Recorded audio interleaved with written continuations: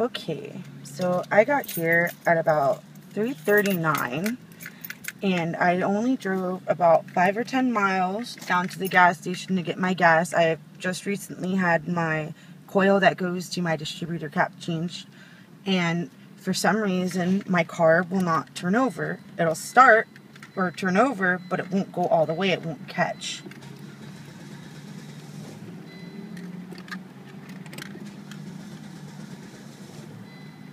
I have no idea why it's doing this,